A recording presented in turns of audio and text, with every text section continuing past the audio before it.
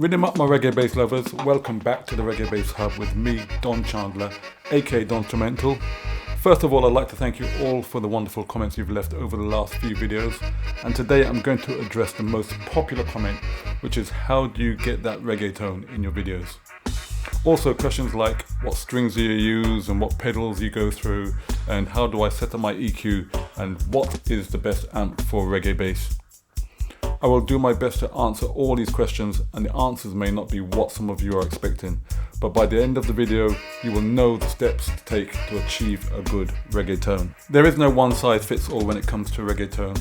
What I do might be totally different from what Robbie Shakespeare does, and what Robbie does will be totally different from what Family Man does. What I will show you in this video is how I go about finding and setting my tone. And you guys can experiment, because this is what it's all about, experimenting until you find the sound that suits your playing.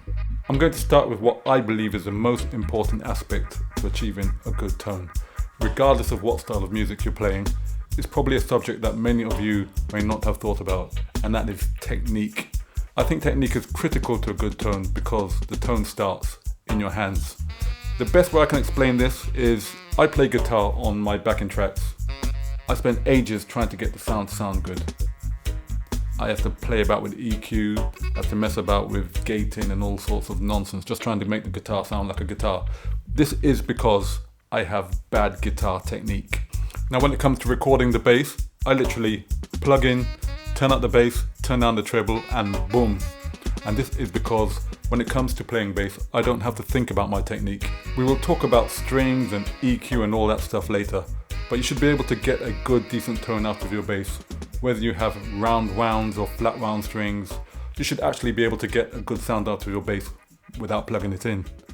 So what is good technique? I shall demonstrate. I could play a bass line like this.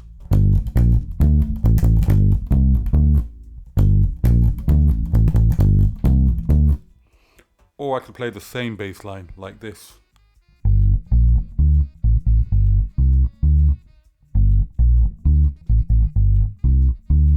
Even though everything is set exactly the same, the sound is totally different. I deliberately played the first example badly just to prove a point, but these are some of the techniques I've seen some of my students doing in the past. When corrected, it changes the whole sound of how they play. So what is good technique? Well, let's take a C major scale as an example. So I'm going to play the C here, and if you look where I've got my thumb is quite solid behind. I'm almost squeezing that C. So there's a technique we use called one finger per fret. So anything if I play a C major scale, anything I play in this fret, I'll use that finger. Anything in this fret, I'll use that finger. Anything in this fret, that finger. Anything in this fret, that finger. So if I play the C major scale, it should look like this. Have a look at the thumb. The thumb is quite solid. Fingers are relaxed. I'm playing just inside the fret. And this is where you should be playing to get a good sound. If you take a look at my plucking hand, I'm just gently plucking the strings, and I will always pull the finger, the index finger or the middle finger, into the string below. And this is to stop any ringing. And if you look at my left hand at the same time, I'm muting any strings from ringing. Now these techniques have nothing to do with playing reggae. These are techniques that you should have regardless of what style of music that you're playing. And if in any doubt, find yourself a local bass teacher. Anyone can show you just the basics of how to have a good bass technique. Sticking with technique. Now, Family Man plays his plucking hand round about here, which gives you a more of a subby type of tone. Now if you ever see Robbie play live, Robbie plays back down here by the back pickup, which gives you a bit more of a low middly type of tone. I choose to play in this area here between front pickup and the neck of the guitar. a very clean type of sound, a clean round tone. I play softly and I turn up the volume to around about 80%. I have both pickups on. This is the pickup selector here. Both pickups are fully on. For strings, for a good reggae sound with strings, I tend to go with flat wound strings. Now, these are elites, I think. I've put them on the bass since I've had the bass, which is around 2016, and I just leave them on there. The longer you leave strings on your bass, the better they sound. Now, sometimes, depending on the style of music, I may go for some of this stuff. So depending on the style, so if I'm playing Studio One, so for instance I play with the artist Horace Andy, and if I'm playing with Horace Andy, I used to play with Horace Andy, I haven't played with him for a few years, but if I'm playing with the artist Horace Andy, I'll probably stick some of this down here and get that old Studio One type of vintage sound. Some of you have asked what type of foam. This is just some general packing foam I've probably taken out of some microphone protection inside the microphone box or whatever.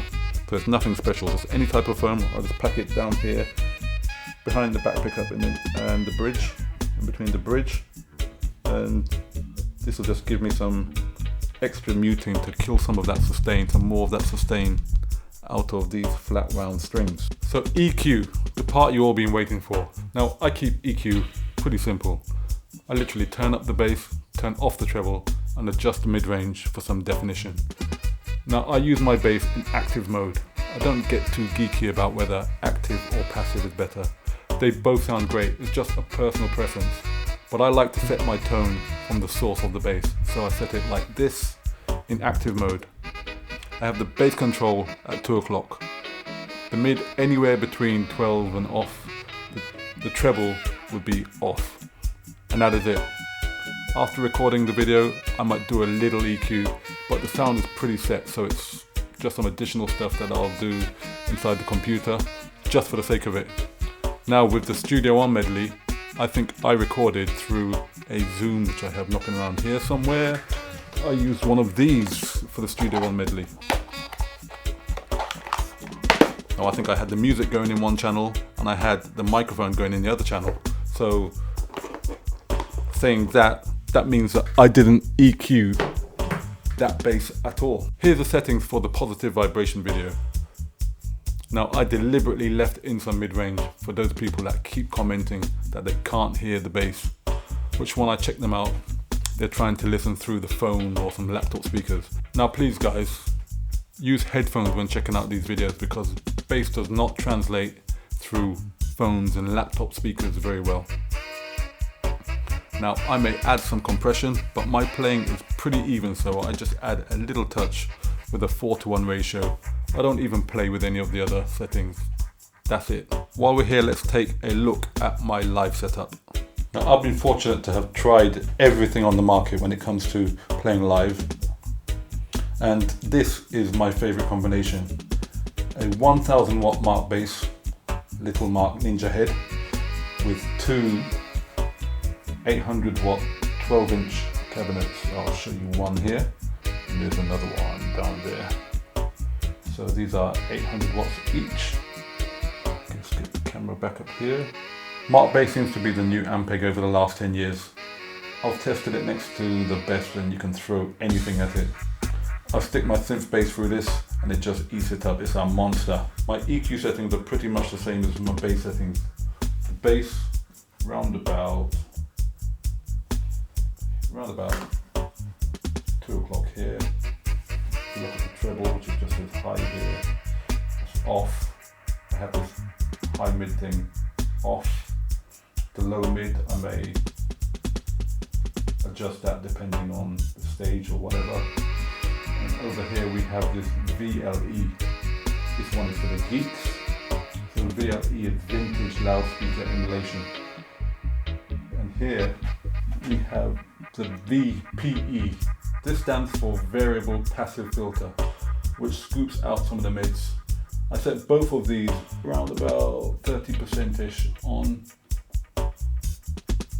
and that's kind of it. So this is the master volume, There's a gain over here. So that's really all you need to know about reggaeton. That is everything you need to know about my reggaeton in a nutshell.